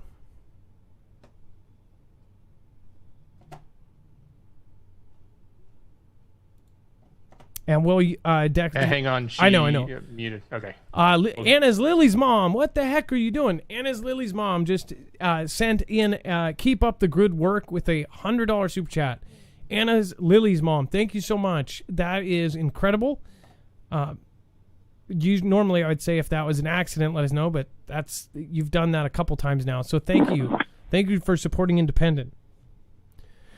All right, let's see here. We've got Lisa Marie. How are you doing, Lisa Marie? I am fantabulous. Thank you, Marv, and hi, Foogle fam. So I believe I've seen you in chat before. I was asking what Yes, sir. So just explain what you're going to talk about here. Well, so first, if you don't mind, the last person who was talking, there's actually a couple channels, and I follow a lot of the flight paths. And one thing for southern Alabama, you have Fort Rucker there. Fort Rucker is where we train pilots. So if you're seeing lots of military aviation in and around the state of Alabama, those are usually trainer birds. However, the other flight path that he showed that looked like a daisy, that's actually what I am going to talk about. So it's like the perfect lead-in. So what my job was for my whole military career, crypto. If you think about it, I essentially had the same job as that guy on the run named Ed, who likes the snow and dens. So it was about collection and things like that, right? And anybody who's watched Tucker Carlson, especially over the last week or two, knows that there's things that we should be concerned about from these alphabet soup agencies, if you will. There is, quick little short backstory, right? When you go through training, they give you training on certain types of like rules and regulations. One of them is UCIT 18. And UCIT 18 is where we tell people, okay, you're not supposed to collect data or information on American persons, right? Citizens, contractors, subcontractors of, the great US of A. And so it kind of gets ingrained in you, right? We're following rules and we don't do bad stuff to good people. And I was, in the land of Afghans. And I noticed, because I was working near a base, that I was collecting data that was from personnel that wore the same matching outfit as me. And so I started kind of going through my system and deleting those logs. And after about a week, I got a call from mainland USA, from alphabet soup agencies, and they started hooting and hollering. And they were like, you cannot delete anything. That's not your place. That's not your position. Your position is to collect and via satellite relocate stuff back to us so we can analyze and we can do all of these other things. And right, my knee-jerk reaction is, right, we defend freedom and, democracy, and we're trying to be the good guys. Why would I want any of this? And they know ifs, ands, or buts about it. There was no discussion. I was looking at time at Leavenworth. If I continued to remove data collection of U.S. persons, right? So that's the first thing. So I've known for well over a decade that we're taking American stuff and we're still sifting through it. Now, it's not just that we can take stuff, right? We have had the capability for quite a fair amount of time in order to push stuff, right? So when you see people in the news who have been arrested for having types of inappropriate photographs, we'll say, on devices, that's the kind of stuff that can be pushed. What do you mean push? You can put it on their computer? Or on their cell phone, on any device that they have. In fact, I helped put together courseware so that we can collect and even push stuff onto people's video gaming consoles. What? Yeah. So like if you see someone who was arrested with pictures of children in lewd or lascivious positions, right? There is no guarantee that that was actually organic to that person's device or possession. We can push things out. We have far more capability than what people are already aware of. So if you didn't believe in VPNs or EMP shields or anything like that, let me assure you that any form of security that you can get is useful. And here's why I really want to emphasize this now, especially after that last caller, that beautiful little flight pattern that looked like a daisy, because that gear that I'm talking about is airborne.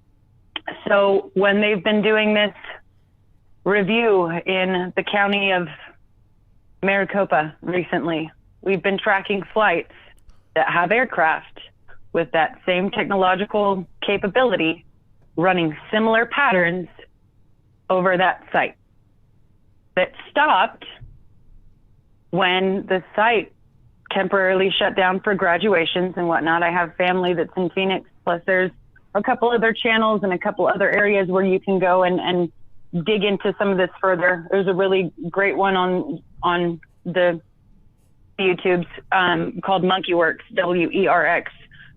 He's also another veteran, and we use FlightAware, we use Flight Radar 24, we use multiple different sites as well as like boots on the ground people checking this stuff.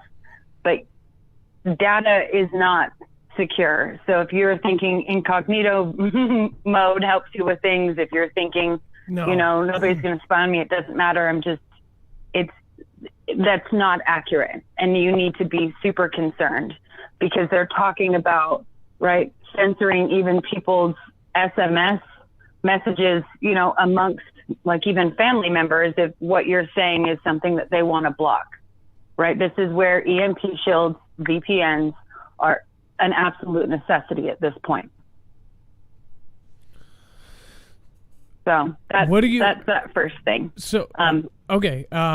Just while we're still on, yes, sir. That gave me butterflies hearing about the Daisy plane here, but also the fact. What did you think about do you know the story about Sunspot Observatory? Without getting any more into like which one is that? Sunspot Observatory. I don't know what that location is. I know that there's a lot of. Sunspot Observatory was shut down along with 6 others that they don't talk about, and they said it was because of that thing we were just talking about that they could push into people's systems. The Blackhawks came in. Yep. Blackhawks came in and they went to the whole neighborhood. They evacuated. And then the end story was that it was because he was running a network of that stuff on his thing. And everybody goes, oh, we all hate that. So, case closed. He was doing that stuff. I could see that as being one of the things. This is the other thing, right? And you can do research. I don't use the Googles at all. I've learned to work outside of them. There's many other platforms you can use, but you can do the research. These towers, they have bidirectional and omnidirectional towers for like cell phones, as well as any of these observatories, right? Especially like the Lucifer Observatory, which works for the Vatican. They have so much radiation that is put off of them. It is literally as harmful as being in that place in the 80s in the former Soviet Republic when you had a nuclear meltdown. It is horrendous. And that stuff will start popping up far more rapidly. I mean, like on an exponential level that you won't be able to get away from it. And what's crazy is, like, I see this all over northern Utah, but I've seen it just about everywhere stateside, is they're putting up new cell phone towers and they're disguising them to look like, like fake trees, Christmas trees or whatever. They're putting them on elementary school playgrounds. Right? We've actually covered stories, especially if they're where they sue and remove them. Yeah. Oh, that's wonderful. So, but some observatories, there was one that was decommissioned last year, and that one had to do with radiation, and that wasn't reported, but that had a lot to do with radiation. And then I would bet money that if those people had proper security on top of everything that the output was, that the fact that government and higher positioned personnel couldn't track or see what they were doing within their networks, that they would honestly want to shut it down before it had any more access to anything else. Now, I have one more question for you. In any of your time at your old job, did you ever hear anything about space and asteroids or anything like that? I did not. So I primarily, my focus was on anything related to Russian military and Russian international relationships, but then it was also, I was trained in German and then in Pashto, and then I was learning Korean, and so they kept me all over the place. I didn't hear a lot of space stuff.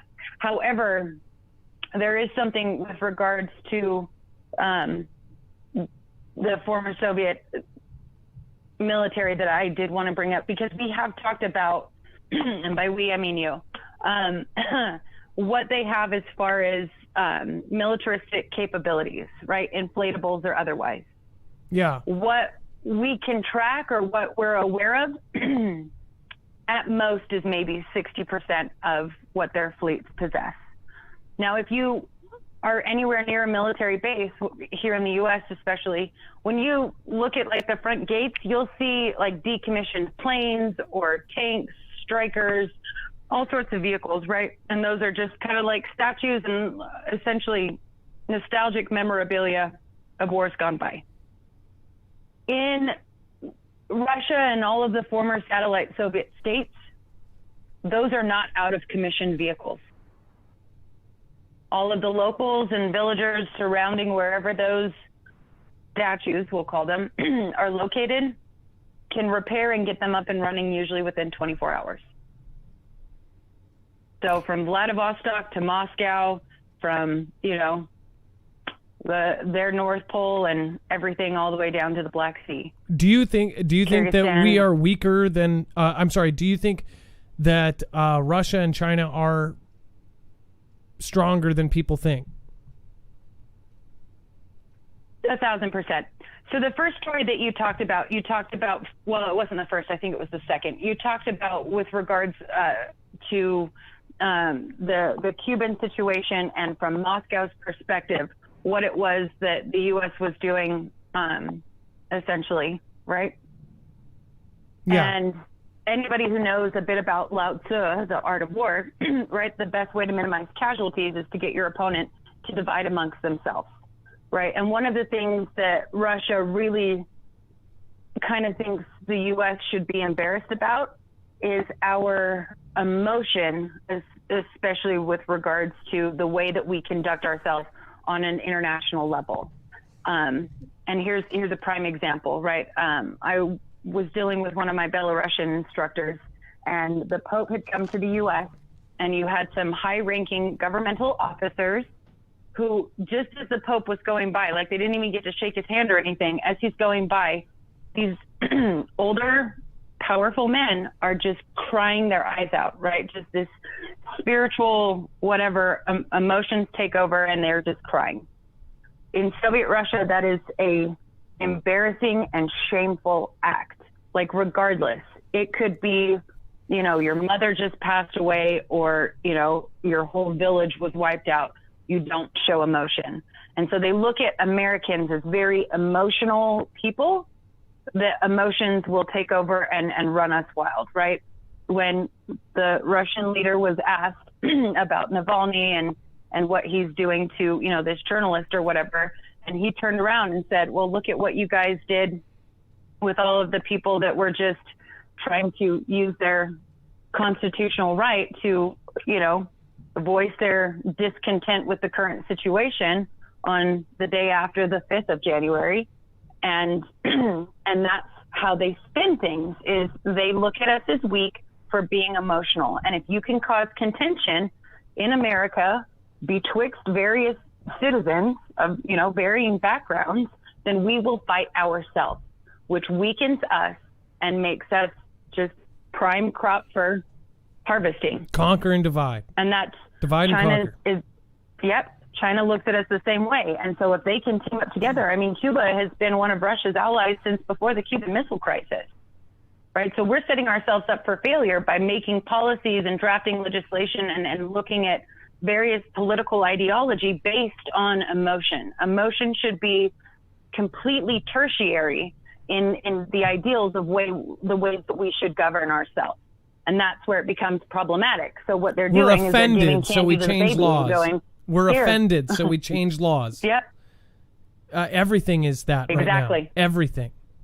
I can only imagine what they... I mean, 1,000%, sir. Yeah. I mean, look at our recruiting videos, for God's sakes. We're pandering in our recruiting videos for the military.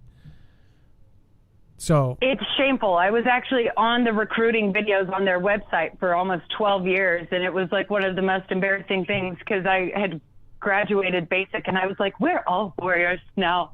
My family used to laugh at me, and now I'm like, don't look at any advertisement whatsoever, because they tell you when you go to basic training, you're not black, you're not white, you're not yellow, you're not a girl, you're not a boy, you're not rich, you're not poor, you're not whatever. you're a soldier. You bleed red, white, and blue. You are a human being that's a soldier, and that's it.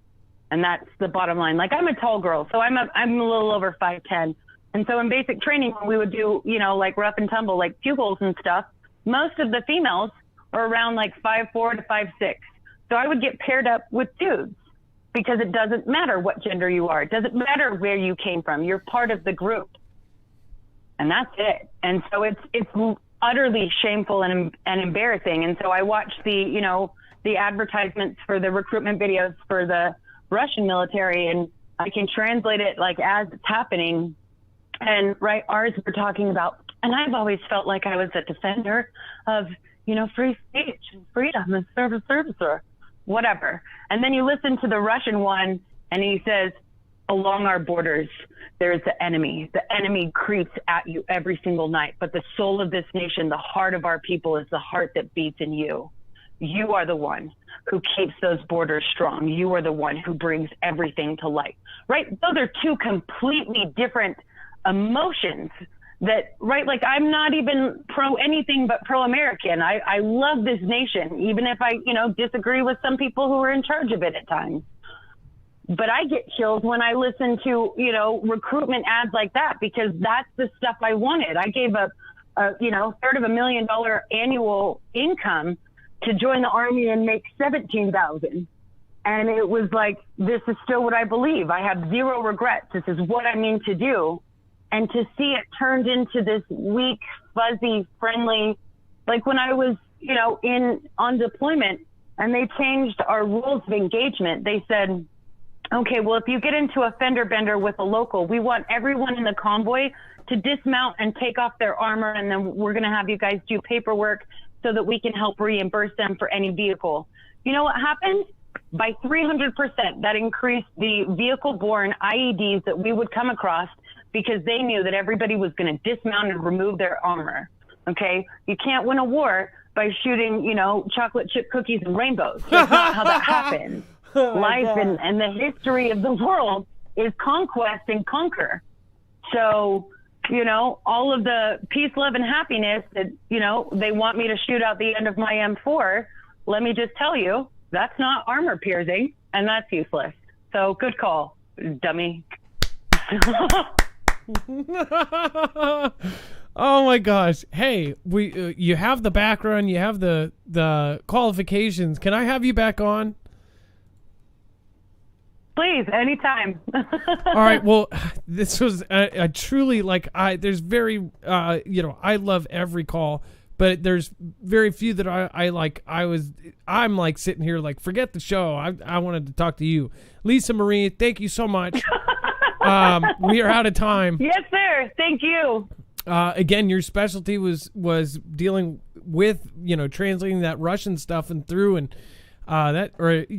cryptology or whatever it was. This was so fascinating. Thank you so much for the call. You scared me and you made me laugh in the same call. So thank you. Please, thank you. Please call in again. Okay. I would love to have you on again. Yes, sir. Take care. All right. Thank you. Lisa Marie. Oh my goodness. Dex, man. Wow, that was great. We have had the best callers lately, just like blowing my mind. And there are so many more, just like Lisa.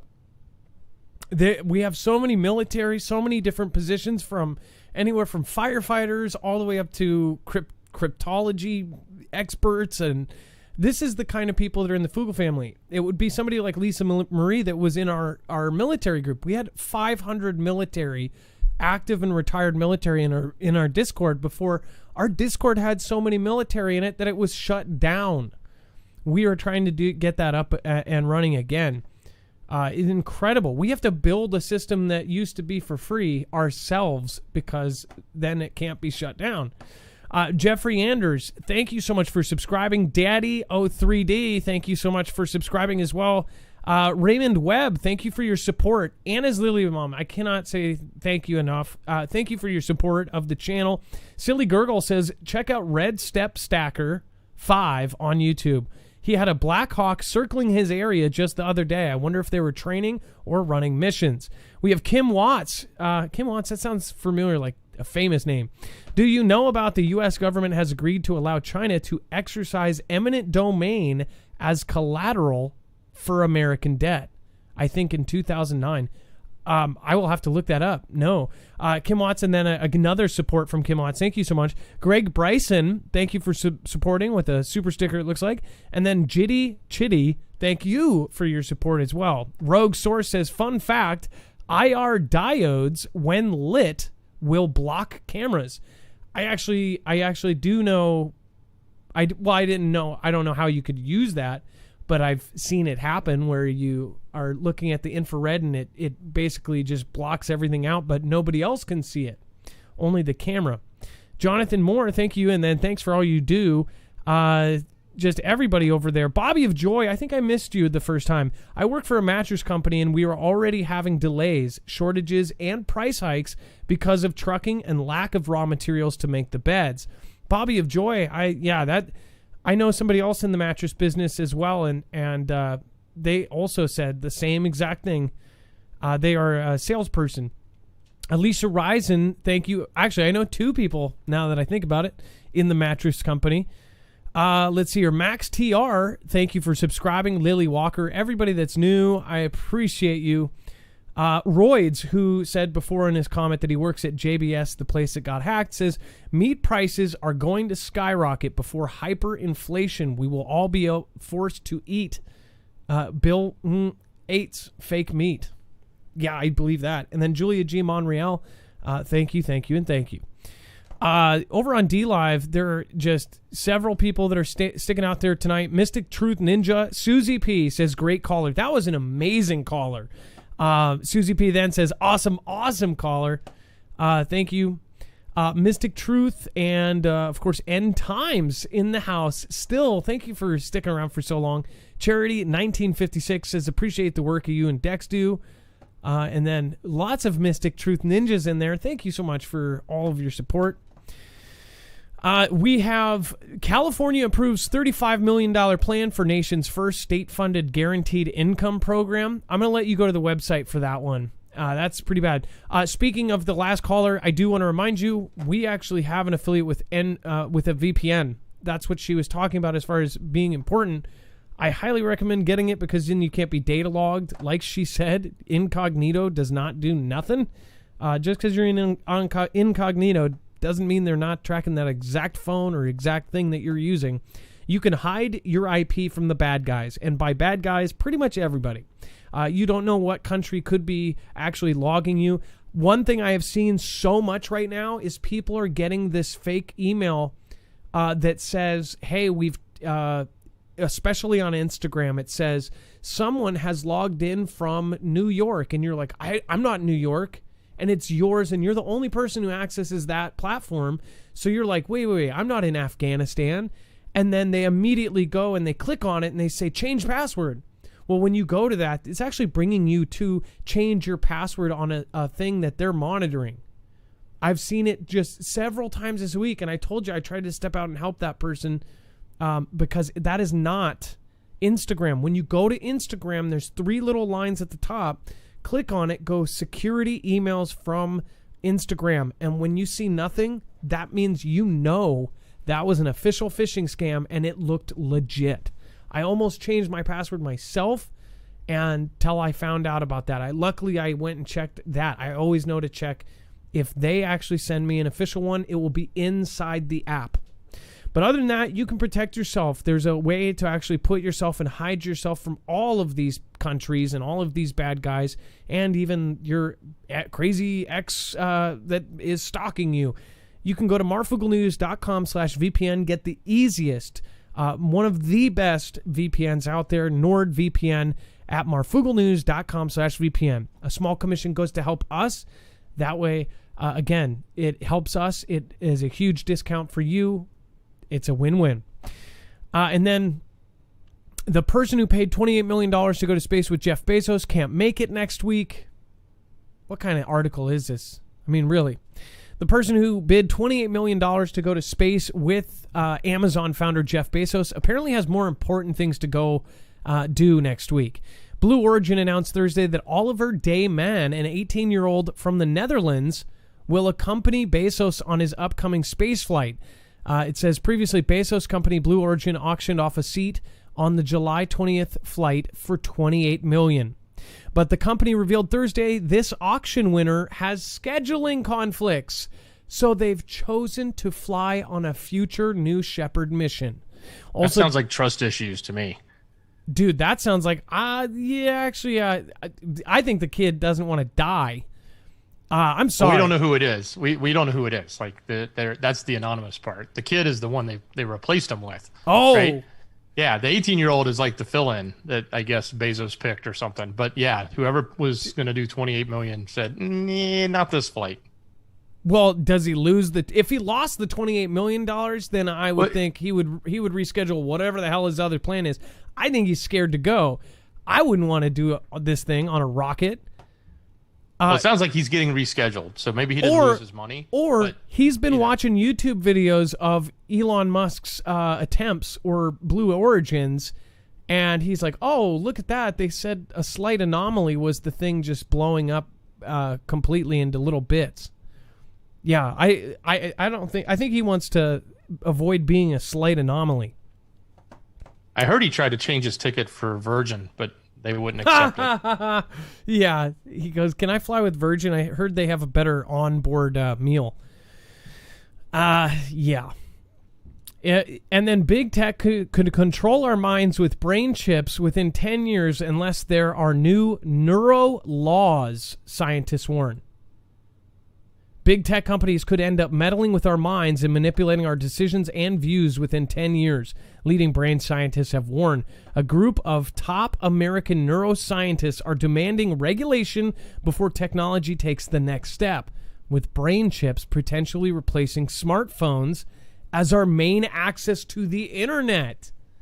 I don't think we'll make it here. Yeah, that's coming, right? I've said it all along that's as soon as they get the tap, then you no longer need a device, right? Because everything will be visually and mentally in your brain. And it's really good that somebody's standing up here trying to say, hey, let's regulate this, because there's no telling where it'll go. It's sort of like, they regulated cloning and stuff like that just to make sure we weren't Frankenstein and, people. Okay. But do you think this is possible right now? Right now as we speak? Well, I don't think that it's necessarily... Okay, do I think the technology is possible right now? Is that what you're asking? Yes. Yes, I think the technology is possible right now. I think what we see is only the surface, and deep in the lab somewhere, they've got much more greater technology. Again, it says chips potentially replacing smartphones as our main access to the internet. Think about if you could just think or say, hey, Marf, can you show me Sweet Tooth on demand? You wouldn't even show it, right? Yeah, no. Well, no, it'd be showing there you. Would be no such thing as video, right? Video is a format to push content and information in a certain format. But no, if you have a I don't chip know in the about brain, that. You don't have to do that. You could actually push all of the information that you would creepy. have gotten visually as bits and data. It could go in chorusing with these. They now have the lenses, the what do you call them? The eyeglass lenses, whatever. Yeah, they could do that, but they don't need to. They have video. That's what I'm saying. Well, I know, but what would be the point then if you just saw it in your brain? I don't think they would have that technology until later. When that day comes, the way we communicate is going to change. I said this in a show a while back.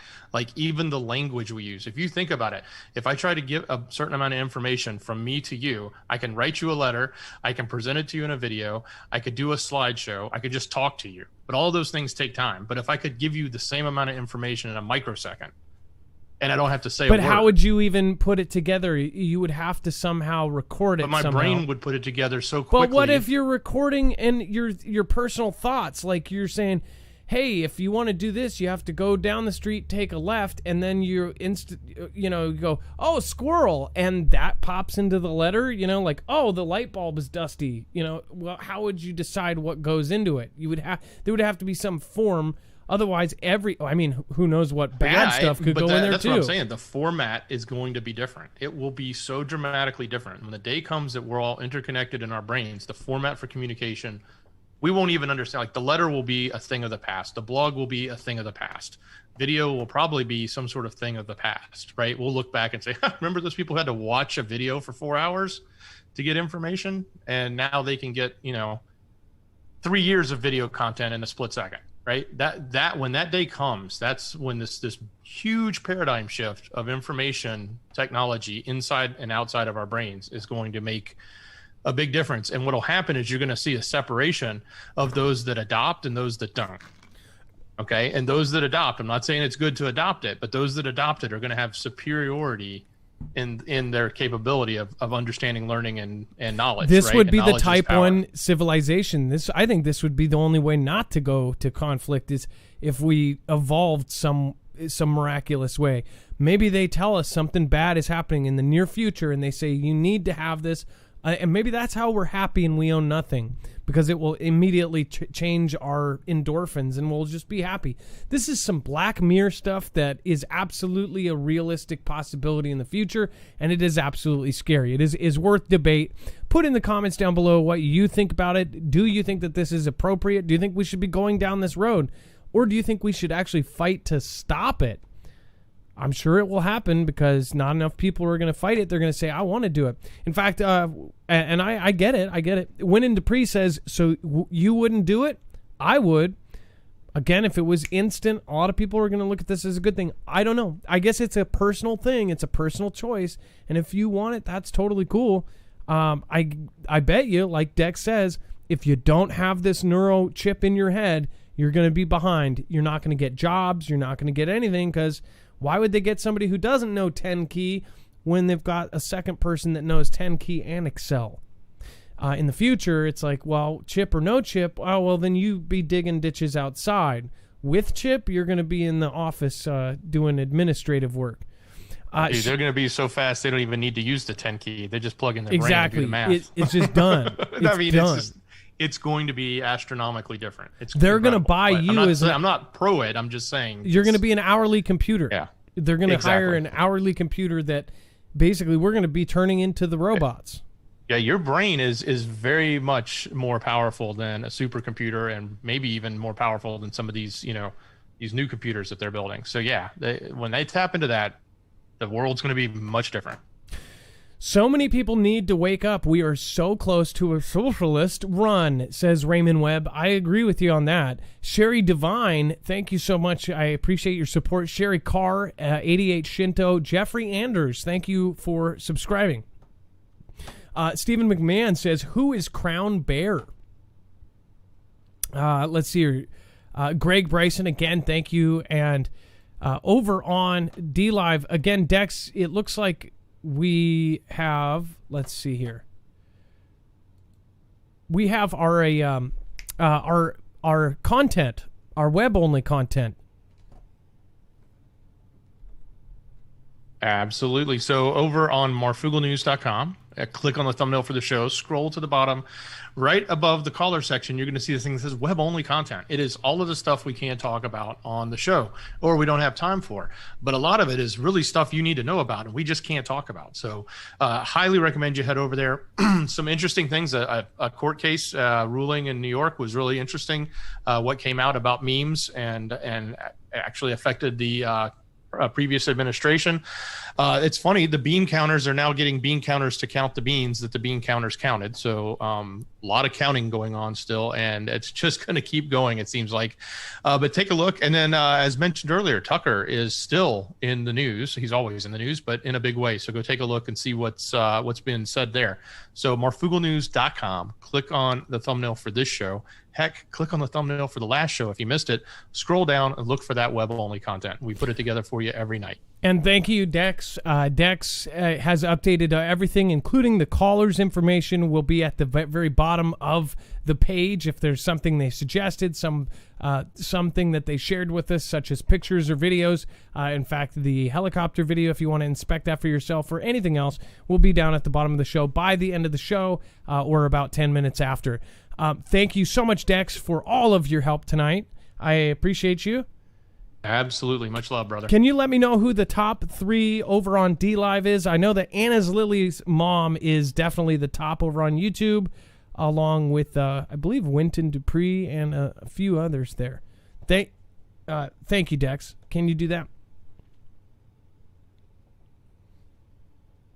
Yes, I can. Sorry, I had to pull them up real quick. And it is in the number 3 position would be End Times. And number 2 is going to be Mystic Truth Ninja.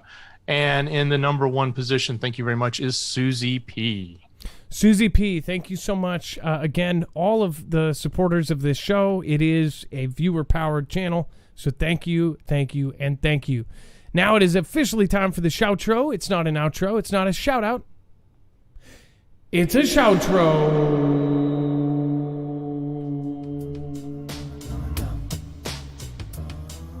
It's where I say thank you to each and every one of you. It's the credits, you could say.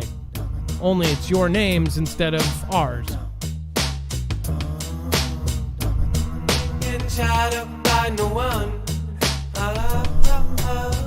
I ain't getting shot up by no one. I ain't getting shot up by no one. I ain't getting shot up by no one.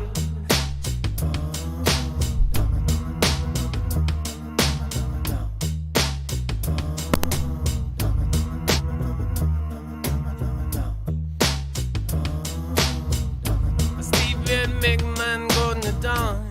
Gotta bring back now, they hold it down. I gotta see it back on now.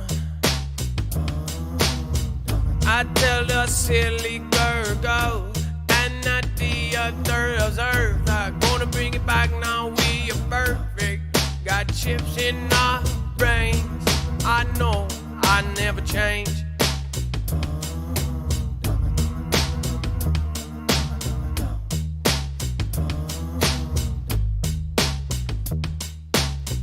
I've got that blind iron squirrel, and I'm shelling on the world. People 3 and got to see. Laura, Griffith, and Nana, Deborah, Wendy, Lou, and you are gonna be sick of it to do everything that we can do. A blow touch Barbie and the elbow, cough the down and Turks upon. Says and now we've got the bomb. Whoa, take your armor off. With the red slime and the tough, muzzle tough and a Molotov. Gonna throw 'em on the back on top. When that girl firestorm comes on, guy going down. Julie Jules is gonna be round, gonna be down, gonna be down. I ain't getting shot up by no one. I ain't getting shot up by no one. I got the Bonnie Mullen and the Gabriel left. Everybody gonna be back now, we stress. I got the Cookie, Alicia's Jai. I got the Joe Gilly by my side. I've got the Miss Jammer on ride. Gonna be down with this survive. Tie me on the deep with Marvia Lord. I'm gonna go show you from above. A Planet X, watch your time to dance. Got my holiday kiss of eyes. Oh, now back now, mighty toy. What music is this? A JN doesn't know this. I'll bring it down, back down in his. I'm gonna bring it back on down. I ain't getting shot up by no one. I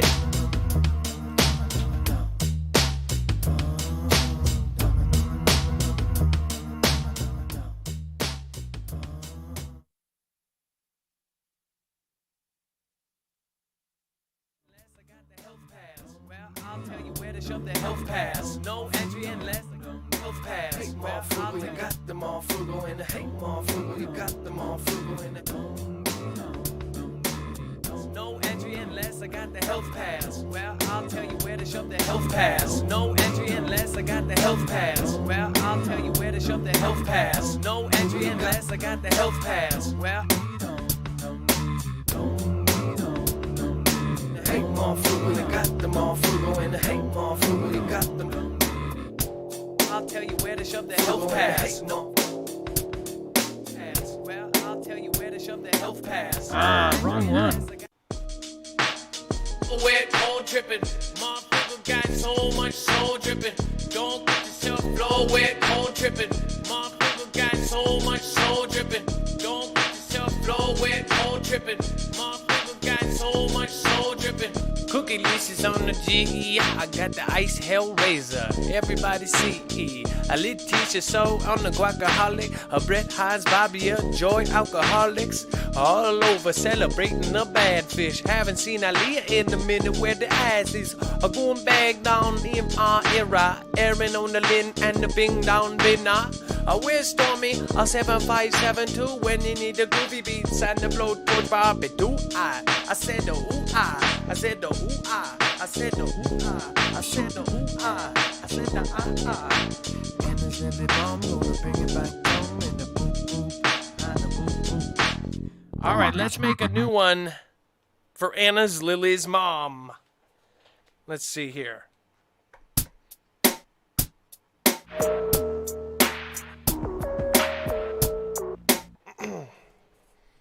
All right, let's make a new one here.